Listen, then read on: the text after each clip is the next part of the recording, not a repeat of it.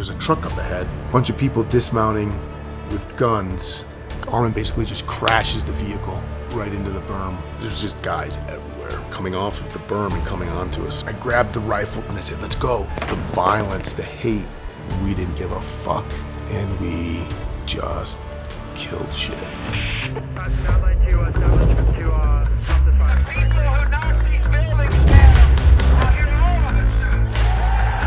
America is at war.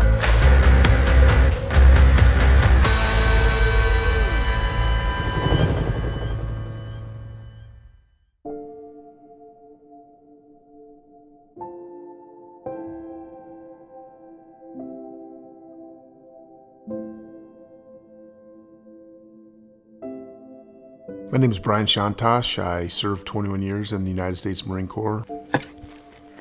I retired as an officer, platoon commander during OAF, company commander during Fallujah. I grew up in Western New York, Rochester, Churchill, Chile, actually, a suburb. And I had a regular, normal, everyday childhood. Yeah, what we're gonna do is we'll put the steel on those paddles, and when you shoot one, it'll start to spin. You shoot another one, it'll either spin faster or turn the other direction. Whoever can shoot all 5 the fastest wins. We'll do that with 22s because it's a little easier. You know, the military environment wasn't in our faces. Our community wasn't full of military pride or anything like that. I never even thought about the military until after I graduated, you know, got in a little bit of trouble, and next thing you know, it's military. Have you ever thought of it? And what's that? Pretty much just failed out of community college. A little bit of mischief, some drinking, some marijuana, you know, got in a vehicle accident, totaled the car for the 3rd time, and just really was lost, kind of.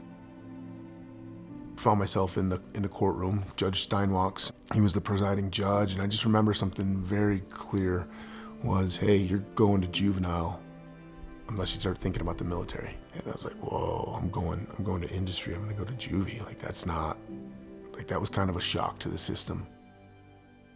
So I just went down to the recruiting station, little strip mall on Henrietta, and I walked in and just went straight to the Air Force recruiter. And I sat down in front of the recruiter, and he's like, what's going on? I'm like, well, I've got 40 more hours of community service to do. I'm in a little bit of trouble. Judge said I should think about the military. He's like, we're not interested. I was like, whoa. He's like, yeah, you're not what we're looking for.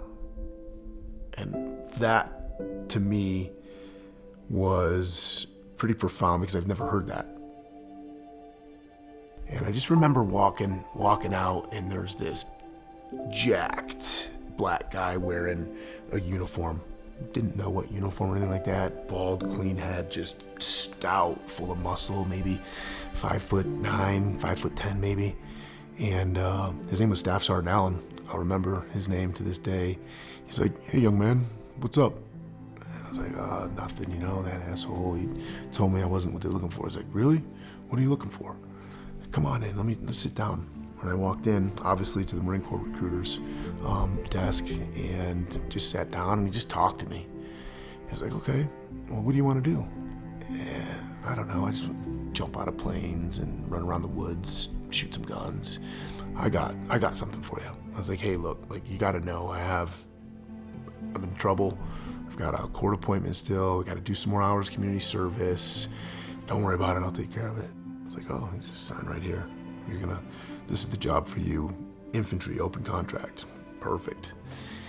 He did, he took care of it. He went down to go see Big Willie, and he gave him the case of beer that I had in the trunk of my car. And he walked out of the community center and said, you're good. Handed me my sheet. My hours were all checked off. And I went to my court appointment, and hey, here it is. I've enlisted in the Marine Corps. And 9 days later, I'm at Parris Island. So, kind of wild. It's just the way it worked out.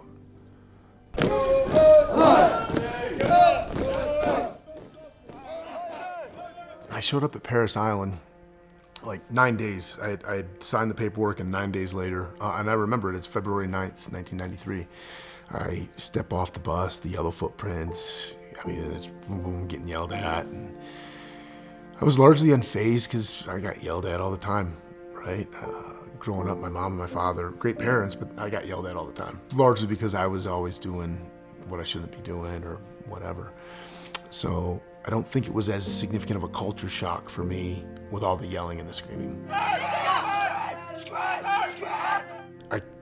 honestly can look back and say boot camp was all right, you know? I'm not gonna say it was a bunch of fun, and it was hard, but it wasn't too bad. I graduated with an honor graduate. That set conditions for me to be in a little bit of a different sort of pipeline maybe, or maybe not a different pipeline, but like, oh, when you graduate honor grad, then people are looking at that, well, let's give them an opportunity to show this or show that. You do solemnly swear to support and defend the Constitution of the United States.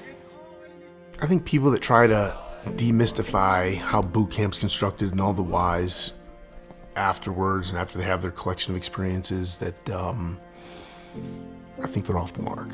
Boot camp is to just punch you in the gut, shake all your shit out of you, and then put you in an environment to build some kind of culture, some pride, some esprit, right? Specifically boot camp. They got to teach you some basic skills, and they're setting conditions though for your follow-on units, right? To be able to have greater success at training and developing and adapting.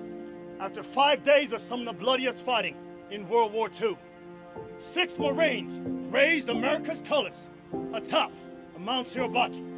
That's what boot camp did for me. It stripped me of what I was holding on to as a teenager and put me in an environment to get excited about tradition, right? Honor, courage, and commitment, and start to set conditions for a transmission of culture, and in the Marine Corps, a very storied culture, right? I think the Marine Corps does it better than most services.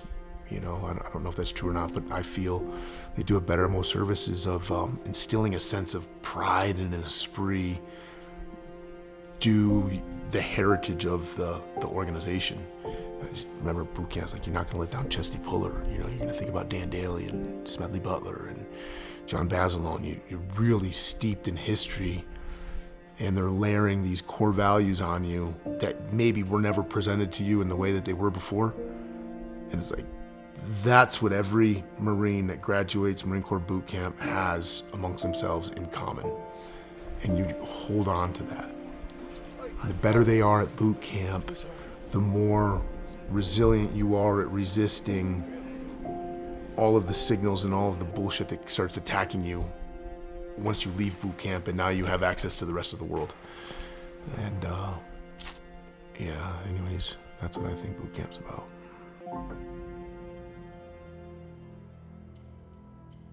Upon graduation, I shipped to Keflavik, Iceland to be part of the Marine Ground Defense Battalion.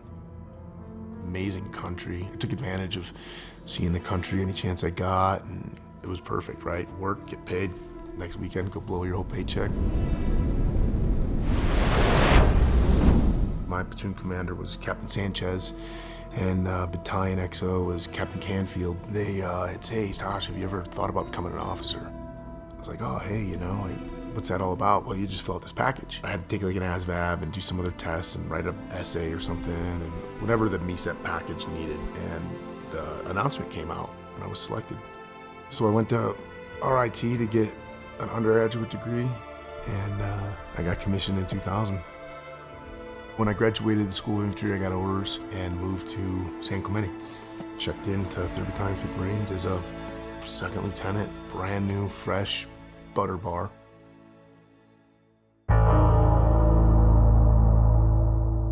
I went out for a big ridge run, and I remember coming back to the barracks, and it was just weird. Like, there was nobody milling around, no nothing. And I remember walking by weapons company's office and go through the lounge door, and I sit down and watching on the TV screen just as the second planes hit me.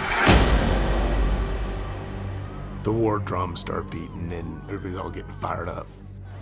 Enemies of freedom committed an act of war against our country.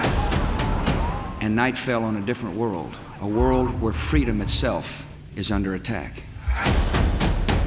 The focus on training for the next 3 to 4 months was awesome. Everybody all wanted to be about training. It took the better part of over a year before we ended up doing the invasion. We had been living in dug fighting holes out the outside of our LSA for a couple weeks, just living out of our trucks and fighting holes. I was the platoon commander for Cat Platoon, and we get told, like, tonight's the night, we're going through. And so found myself the very first vehicle going through the breach. I didn't even think I knew where we were going. The tanks were supposed to drive us through the marking plan. And so the tanks leave, and I just remember Tank and Armin looking like, hey, you know the marking plan? You know where we're going? And I was like, yeah, no, just go this way. I don't even know where we're going. We're gonna drive over a mine. Just thinking like, this is gonna go bad. We drove the whole night up to that gas oil separating platform that we had to get to and secure before they were gonna blow it up. That's when we got into a first real engagement. We didn't take any casualties. We shot a bunch of dudes, blew a bunch of stuff up, took a bunch of prisoners. So that would have been the first morning, right after dawn. Generally, everybody just started to be lulled into a sense of like, hey, like, no action, no action. Kerman rode on the cami netting on the back of the hardback. Armin was driving. Cordy was in the back behind the driver on his radio. Thomas was up in 50 cal. And we're just driving along. Early morning start. I remember saying something. This is bad, like, hey, just pay attention. There was something about the way the terrain was, and a berm was building up, and the road was getting closer to that irrigation ditch. And that's when we get a call from the tanks. Hey, there's a truck up ahead. A bunch of people dismounting with guns. Like, we're at war. A bunch of people getting out with guns, running to this berm. Fucking shoot them. Sir, they're Italian enemy. And next thing you know, we start receiving fire. Mortars start hitting on the side of the road. RPGs skipping across the fucking road, and the tanks are stopped. And you gotta move, you gotta push through it, They ended up pushing forward, and we were able to get through the bulk of the kill zone when the RPG struck the vehicle. Sergeant Puckett's vehicle. All I heard on the radio was RPG, Doc Johnson's dead. It was just like, fuck. And I just happened to see this spot in the berm that looked like a little softness, like a little weakness where the berm kind of dipped a little bit before it came back up.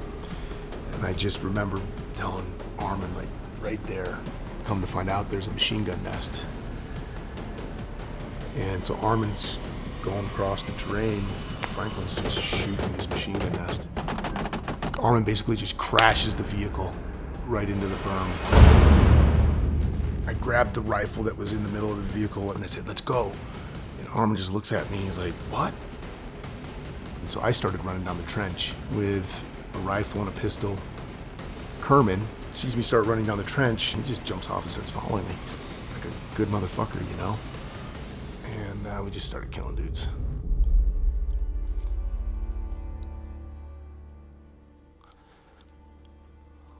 I haven't talked about this in a while. It's crazy how the emotions come up, you know? Yeah, we just started killing dudes.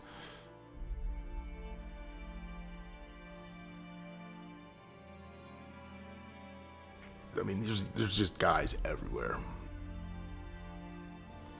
Some of them are starting to run away, but all the guys that are on our right as we're headed this direction, they're on our right, are coming off of the berm and coming onto us.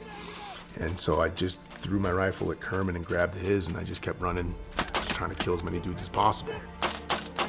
Kerman did whatever Kerman did with a gun. He'd be a little farther behind me, and he would just be taking well-aimed shots to almost like you see in the movies. Armin catches up, and he's running down the trench. And so it's like me, Kerman, and then Armin's back here, and he's shooting these guys that are coming down off our flank and coming down behind us, and he's shooting those guys as we're running down the trench. I ran out of ammo, pulled my pistol out, and I just started shooting dudes with a pistol. Ran out of ammo with a pistol, picked up an AK-47, shot that AK-47 dry, grabbed another one, just kept going. And the adrenaline, the initial response, the violence, the hate, it just created a little bit of space for my head to start thinking.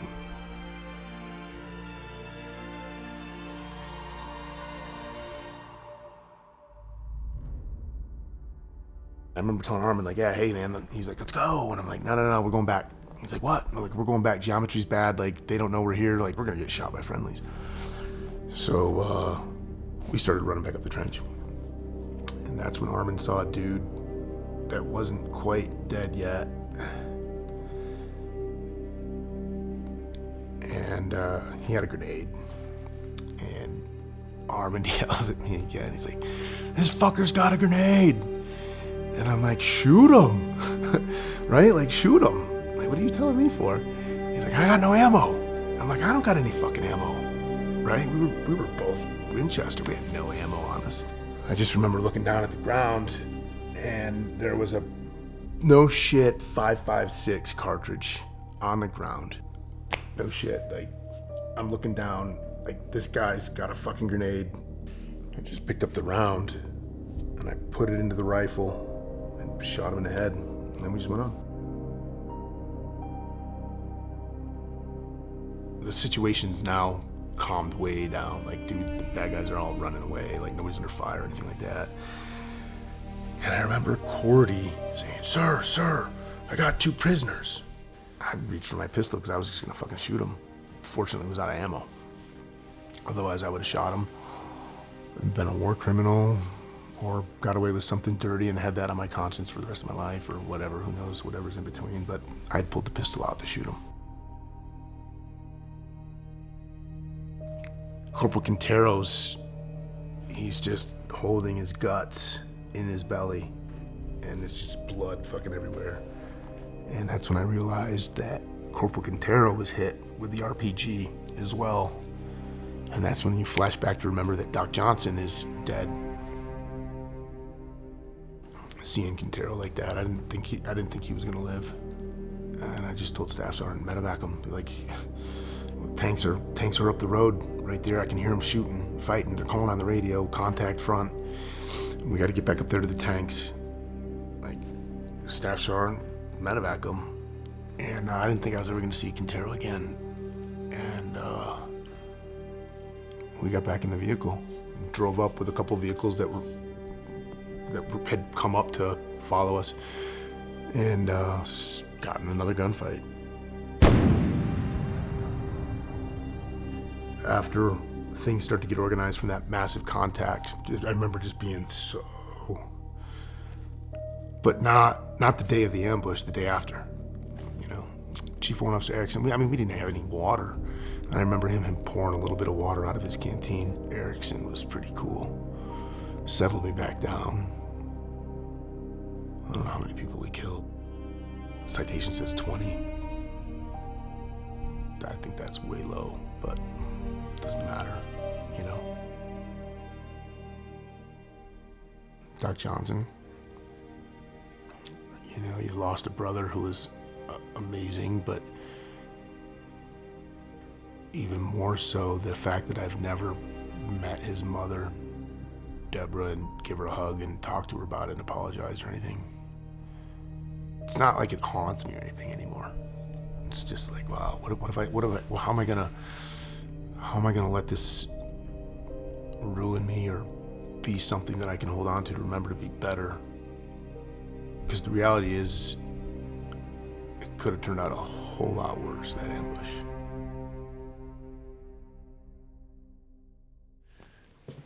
That's what Brotherhood's about. This is the flag. This is our company guidon that we had when I was a 3-5 in India Company, and we flew that during the war in Fallujah. So that was the company's rag. When I found out that was going to receive the Navy Cross Yeah, it felt good. I'm not gonna lie, right? Like, it felt good to be awarded this by General Hagee, right? Like, Commandant of the Marine Corps comes down at 29 Palms, you got your family there, they're gonna pin this medal on your chest. It fed an ego side in a good way, like, yeah, hey, I got recognized for what I did. Like, I lived up to the traditions that I learned about at boot camp, right? The heroics there, like, I was put to this test and I performed. That's something that goes through every infantry guy's mind at some point in their beginning of their training. If called upon to do the ultimate duty, will I be able to do it? And I'm getting awarded for it, right? Like, and that doesn't make me a bad person. It doesn't make me arrogant. That just makes me honest. And at the same time, you feel guilty because you did what you did, and then they're gonna celebrate what you did, these horrific things. It's very complex. The Marine Corps wanted me to go to the basic school to be an instructor. I didn't want to go to TBS, I wanted to go to Fallujah with the guys. I think that ambush and how well it turned out shaped who we were gonna be for the next contacts that we had, in good ways and in bad ways. We thought everything was clear. We had guys up on the roof. Another guy popped out, tried to shoot me.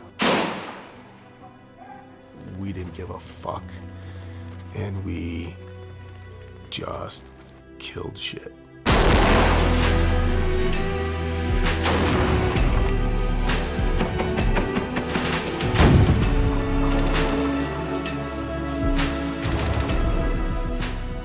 In Fallujah, right, like, I'm starting to become this Napoleon in the Eastern Front, and Victor's disease setting in. You start to see it. Like, I can do no wrong. I can't get shot. I can be reckless. And it starts to get worse and worse and worse. In the beginning, it was really healthy. It made us aggressive under fire. It made us willing to do stuff. It brought us together as a team. Like, hey, we believed. It allowed us to move forward in the rest of our conflict with full speed.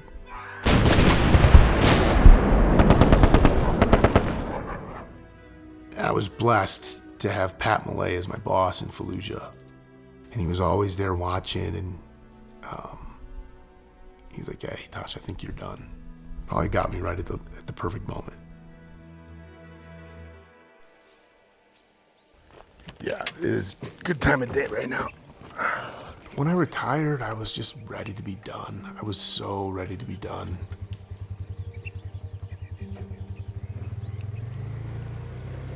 I lived on my boat for 4 or 5 months, just kind of relaxing and feeling out the space that I was in. And it was a little scary because absent of the Marine Corps, absent of the identity that you've achieved with the reputations that you have and everything else, right? Like, who are you? Do you even believe the shit that you believe, or why do you believe the shit that you believe? But I was never really taking the time to unpack my shit and process it. I just remember sitting with that for a couple months until it just all started to fall apart a little bit.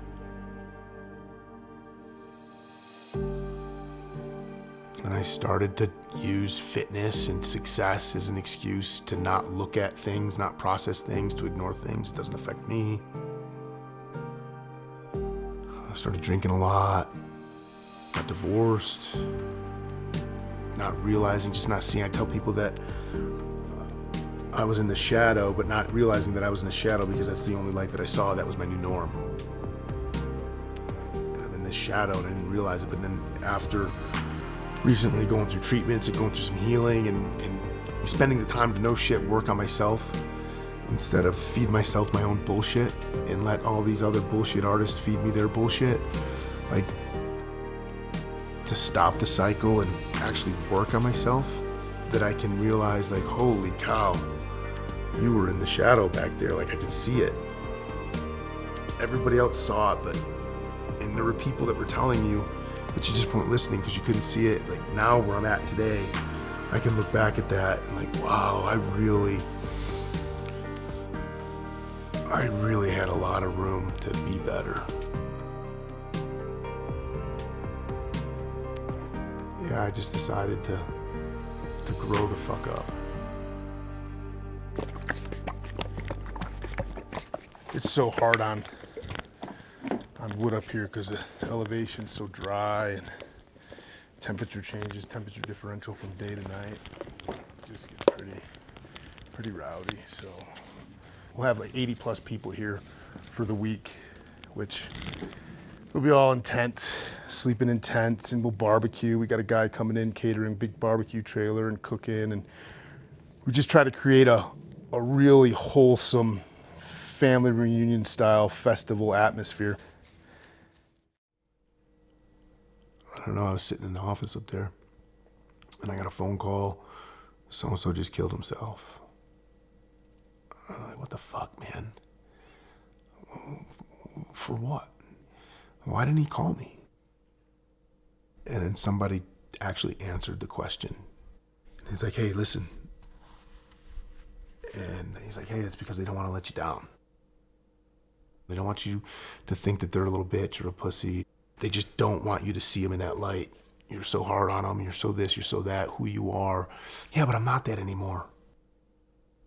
They don't have to hold on to that. Nah, but you don't understand. You don't need them to hold on to that, but they need to hold on to that. And I just started thinking about that for a while.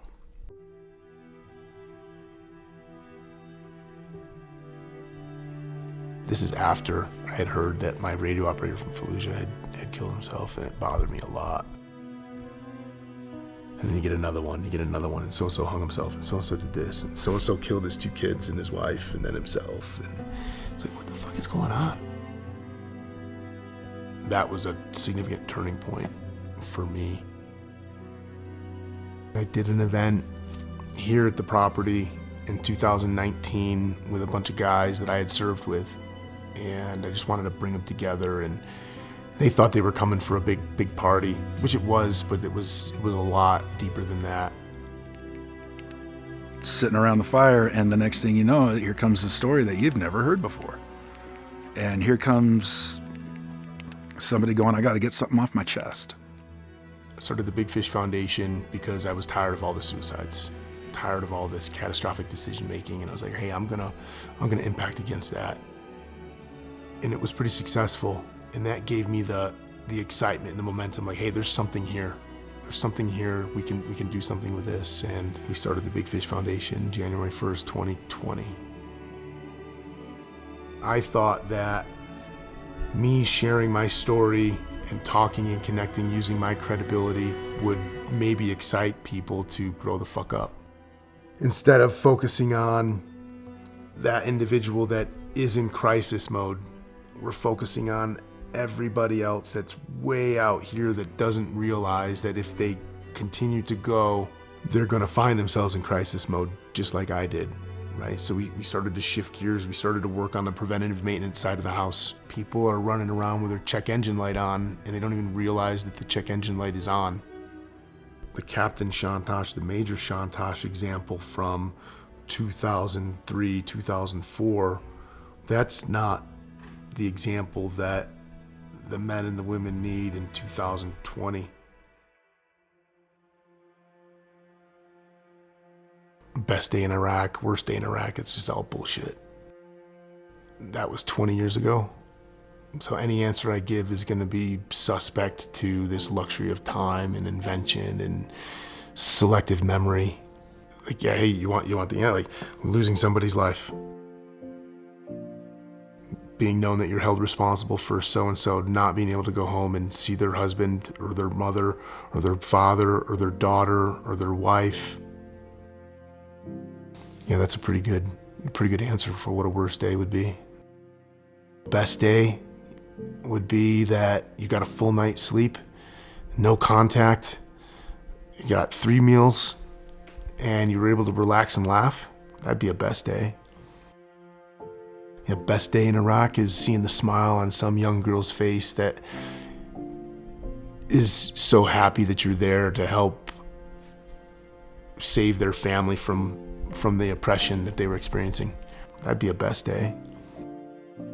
And I'm super cautious of anybody that would say our best day would be coming into contact and killing all the bad guys and, you know, whatever. I'd say you're full of shit. Or you're just not evolved. Or you're just an idiot. Or you're full of ignorance. What are you hiding, right? Those questions need to be answered with a lot of thought. A lot of thought. That's it. All the good, all the bad, all the ugly. That's what it was. Use it to move forward in a good way instead of an excuse to fucking sit in the whiskey bottle or to beat your wife or to be a no-good dipshit. You can do one or the other. And you can talk about the ambush and you can pound your chest of how tough you are and how many guys you've killed and how you're a fucking badass and you got this medal and award, and you can use that to be a horrible human being. Or you can say, okay, hey, that was what it was. I'm glad I experienced it in Armand and Franklin and Ken and Robbie. And so do the best that we can to hold that experience with the greatest of honor and integrity as we can. Because the reality is, it could have turned out a whole lot worse, that ambush.